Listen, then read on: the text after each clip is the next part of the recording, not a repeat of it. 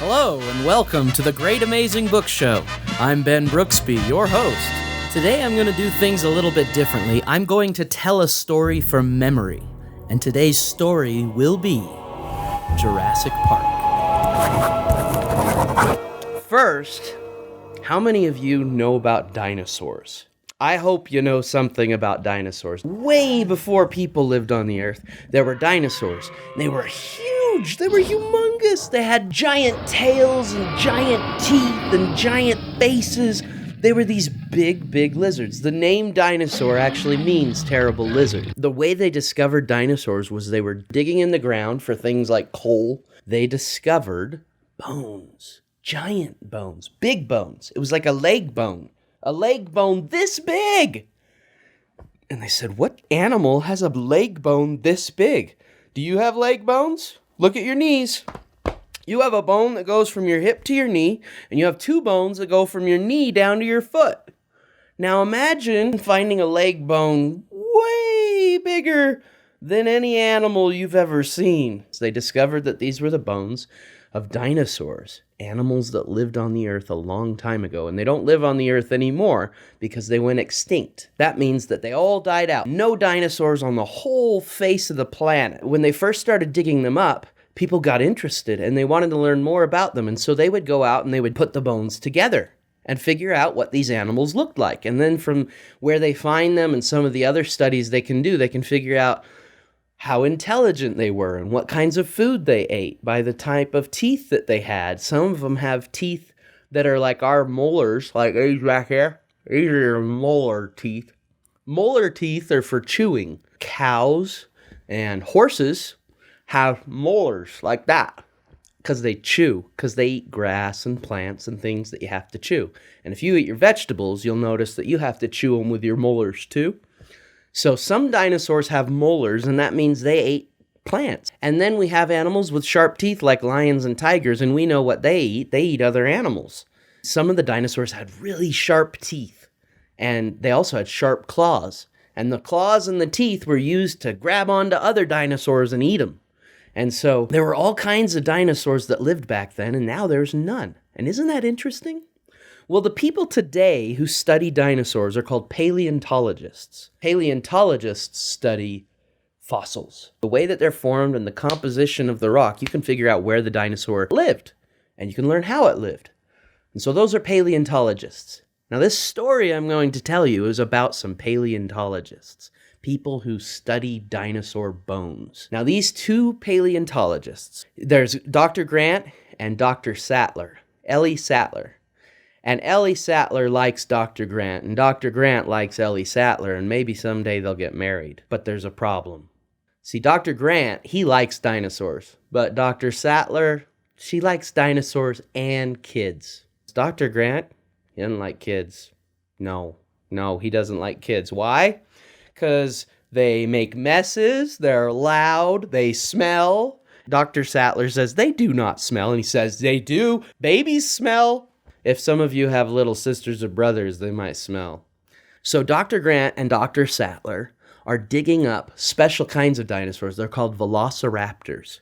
And a Velociraptor was very intelligent. It had a bigger brain than some of the dinosaurs, and they ran in packs, like a wolf pack, and they would hunt together because they're a smaller dinosaur, but they have very sharp teeth, and they have this one claw, a claw on their foot, a big curved sickle kind of thing, and they would go and they'd be able to just tear apart another dinosaur and eat it. All of them would jump on it, and that's how they lived, as a family of raptors. They call them Velociraptors. Raptor is a term that means bird of prey. Dr. Grant, as a paleontologist, he believes that birds have a lot in common with dinosaurs, and that their skeletons, the way that they are, he believes that dinosaurs turned into birds eventually. Very interesting stuff. Now, there's this other guy, a very rich man. And the rich man's name is Hammond. And he's kind of like Santa Claus. He had a white beard, and he was kind of chubby. And he started a special zoo.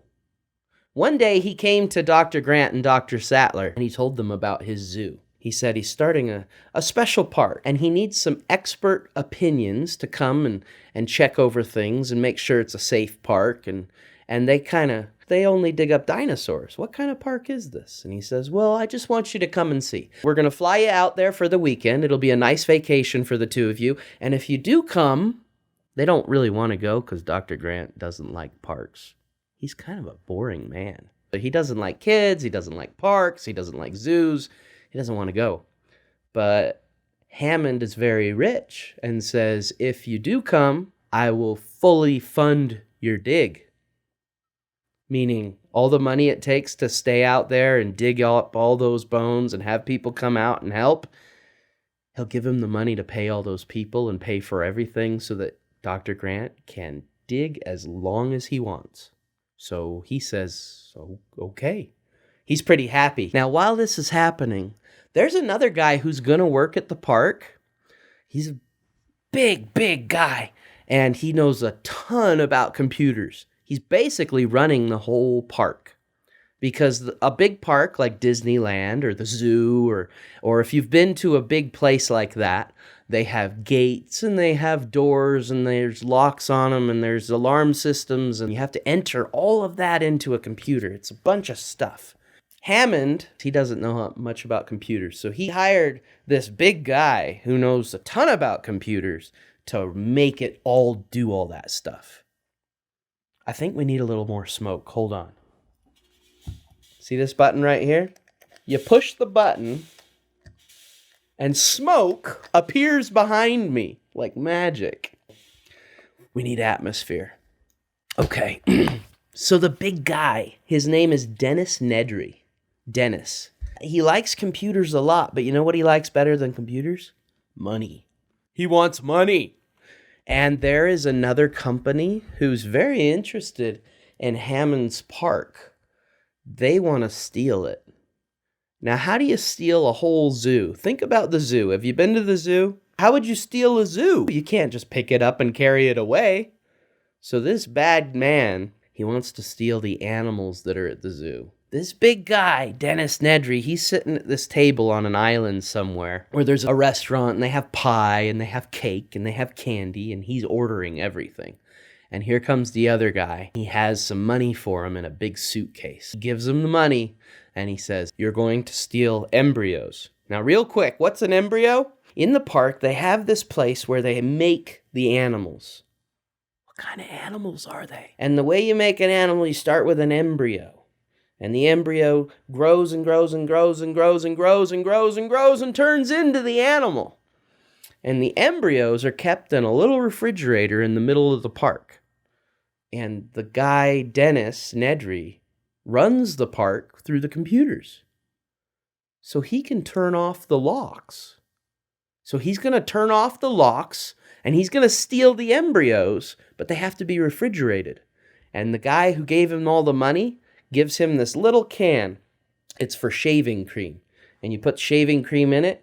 Well, the top half of it is shaving cream, but the bottom part of the can pops out. It's got little holes in it for all of the embryos. You put the embryos in there, screw it back together, and it stays refrigerated. And that way, you can bring the embryos back. And we're going to buy the embryos, and we're going to make our own animals, and we're going to have our own zoo. That's their plan. And Dennis Nedry takes his money and goes on his way to the island where the park is. Now back to Dr. Grant and Dr. Sattler. They're flying across the ocean towards this island, and as they're flying, they see the green hills and the big cliffs. It's a beautiful island. They land the helicopter at this big waterfall, and they get out and they get into these Jeeps. And the Jeeps, they have a dinosaur on the side, like a picture of a dinosaur skull. Well, Dr. Sattler, as they drive down this road, she pulls some leaves off a tree because she recognizes them from a fossil. And that they don't...